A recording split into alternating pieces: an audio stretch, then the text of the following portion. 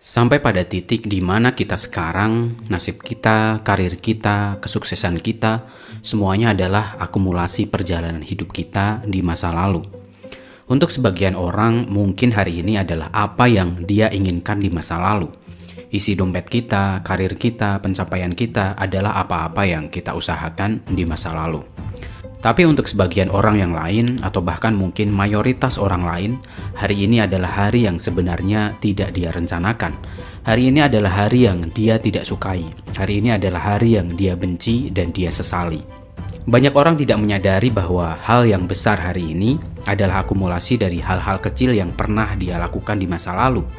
Oleh karena itu, jika kita ingin sukses di masa depan, kita harus kumpulkan hal-hal kecil itu, hal-hal yang positif itu hari ini sedikit demi sedikit. Nah, inilah setidaknya beberapa hal kecil yang secara umum mudah dikerjakan, tetapi mempunyai dampak yang besar di masa depan. Yang pertama adalah rencanakan hari kita. Banyak orang tidak selalu bisa merencanakan hari-harinya. Mereka hidup seperti air yang mengalir, tidak punya tujuan, tidak punya rencana. Kedengarannya memang menyenangkan dan membahagiakan. Mungkin memang membahagiakan sesaat. Kita jadi orang yang bebas, orang yang merdeka. Tapi lama-kelamaan kita akan bosan sendiri dengan kebebasan dan ketidakjelasan itu. Hidup jadi tanpa makna, gak ada tujuan, gak ada goals yang ingin kita capai. Dan pada akhirnya kita hanya akan menyesali waktu yang telah kita lewati dengan sia-sia itu. Oleh karena itu, kita perlu mempunyai rencana di setiap hari-hari kita. Kita mau ngapain hari ini? Tulis rencana kita dalam sebuah notes di handphone kita atau dalam sebuah kertas. Dan dengan mempunyai rencana harian, kita jadi lebih mudah mengontrol kegiatan kita, memantau waktu kita, memantau progres kita, dan lain sebagainya. Yang kedua adalah paksa diri kita melakukan tugas walaupun kita tidak suka. Kita semua tahu kalau hidup bersih, hidup teratur, hidup yang sehat adalah sesuatu yang baik. Tetapi kadang kita tidak menyukainya. Merapikan tempat tidur, langsung mencuci piring setelah makan, menyapu lantai setiap pagi adalah hal baik yang kadang kita benci. Nah, disinilah kita harus memaksakan diri. Awalnya pasti kita akan merasa berat dan sangat terpaksa. Tetapi jika kita terus memaksakan diri kita untuk melakukannya, itu akan menjadi sebuah kebiasaan dan kita akan secara otomatis akan ringan untuk melakukannya.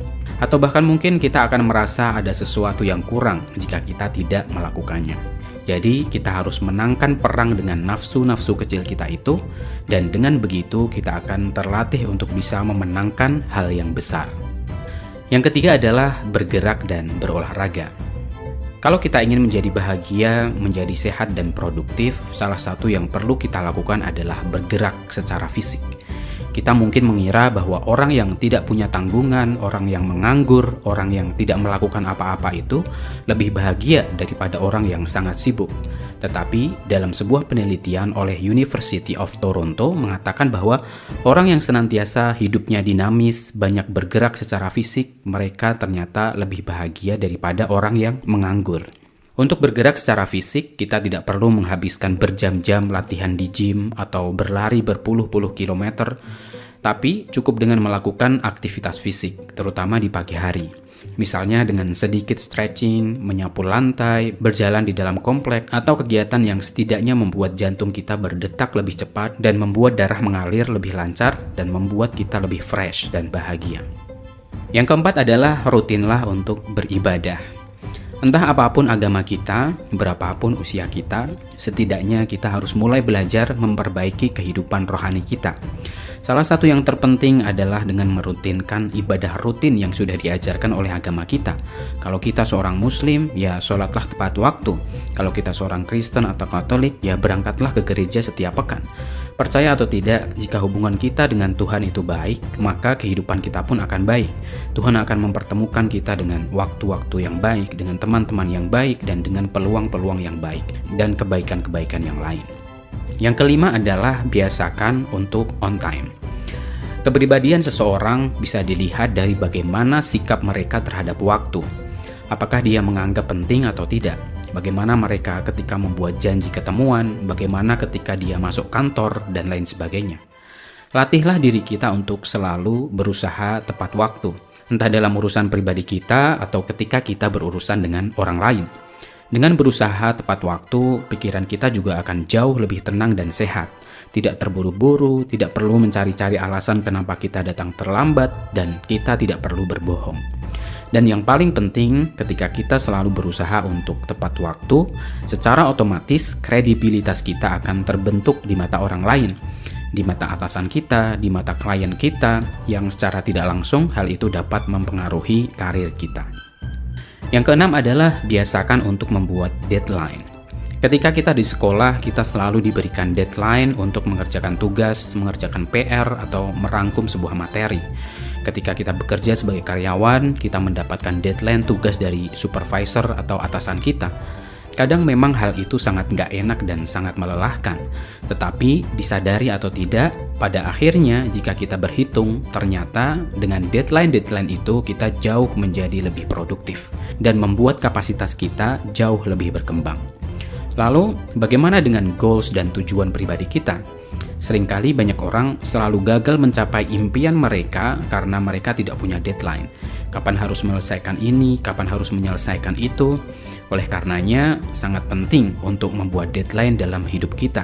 Mulai dari yang sederhana saja, misalnya aku harus sudah mandi jam sekian, aku harus sudah bangun tidur jam sekian, aku harus sudah mencuci mobil hari ini, dan lain sebagainya. Yang ketujuh adalah biasakan untuk menghitung pengeluaran harian. Sadar tidak berapa banyak uang yang kita keluarkan untuk sekedar parkir dalam sebulan? Atau berapa banyak uang yang kita keluarkan untuk sekedar membeli jajan di pinggir jalan? Cobalah untuk kita perhatian dengan uang-uang kecil itu. Kita mungkin mengira uang itu uang receh yang seakan tidak terasa kita keluarkan. Tetapi coba hitung berapa banyak jika itu ditotal dalam sebulan, dalam setahun. Bisa jadi puluhan ribu atau bahkan jutaan. Jika kita bisa berhemat dengan hal-hal kecil itu, mungkin di akhir tahun nilai tabungan kita akan jauh-jauh lebih banyak. Yang kedelapan adalah tidur lebih teratur. Salah satu masalah anak muda adalah tidur yang tidak teratur. Akibatnya ketika dia harus sekolah, harus bekerja, dia jadi kurang begitu fresh. Atau bahkan mengantuk di sekolah atau tidur saat bekerja. Jadi cobalah untuk tidur lebih teratur. Banyak manfaat yang bisa kita dapatkan dari tidur yang teratur. Kita akan jauh lebih segar, lebih sehat, dan tentunya lebih teratur. Yang kesembilan adalah berpikir sebelum bertindak. Pernah nggak kita menyesali postingan kita, kemudian beberapa saat setelah dikomen banyak orang, kita hapus? Pernah nggak kita menyesali kata-kata kotor yang kita keluarkan saat kita sedang marah? Pernah nggak kita menyesal ketika kita membanting sesuatu kemudian rusak? So, biasakan untuk berpikir sebelum bertindak. Semarah apapun, sepanik apapun, latihlah diri kita untuk menguasai diri kita. Karena penguasaan diri adalah ciri seorang yang matang dan dewasa. Yang ke-10 adalah tidak mencampuri urusan orang lain. Kadang mengetahui aib orang lain, menggosipkan keburukan orang lain, atau ikut campur membahas urusan orang lain adalah sesuatu yang sangat mengasyikkan, terutama bagi kebanyakan wanita. Kalau hanya sekedar mendengarkan curhatan teman sih nggak masalah, tetapi biasakan diri kita untuk tidak lebih jauh mencampuri urusan orang lain. Apalagi bukan kapasitas kita untuk terlibat di dalamnya. Dengan menahan diri untuk tidak mencampuri urusan orang lain, kita akan jauh lebih tenang dan relationship kita dengan orang lain juga akan terjaga. Fokuslah pada hal-hal yang bermanfaat yang menjadi tanggung jawab diri kita. Yang ke-11 adalah sesaat menjauh dari gadget. Sadar atau tidak, banyak waktu yang terbuang sia-sia karena gadget kita. Kita scrolling di media sosial, melihat kesana kemari hal-hal receh yang tidak bermanfaat untuk diri kita, dan secara tidak sadar hal itu ternyata sudah memakan porsi besar waktu yang kita punya. Tiba-tiba kita baru sadar, ternyata kita sudah 2 jam scrolling di media sosial. Sebagai orang dewasa, kita tahu bahwa hal itu harus kita batasi. Oleh karenanya, kita harus tahu kapan kita harus benar-benar meletakkan gadget kita dan kemudian fokus pada apa-apa yang harus kita lakukan. Kita juga harus sadar diri dan juga harus sadar waktu, kapan kita harus menaruh gadget kita dan kapan kita harus bersenang-senang dengan gadget kita.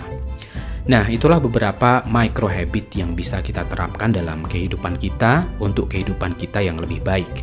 Ingatlah, hal-hal besar itu terbentuk dari hal-hal kecil. Hal-hal kecil yang sering kita lakukan akan menjadi kebiasaan kita, dan kebiasaan-kebiasaan itu lambat laun jika sering kita lakukan akan menjadi dan menentukan sesuatu yang besar terhadap diri kita. Tetap sehat, tetap semangat. Jika kamu suka dengan channel ini, like dan subscribe untuk mendapatkan informasi menarik yang lainnya.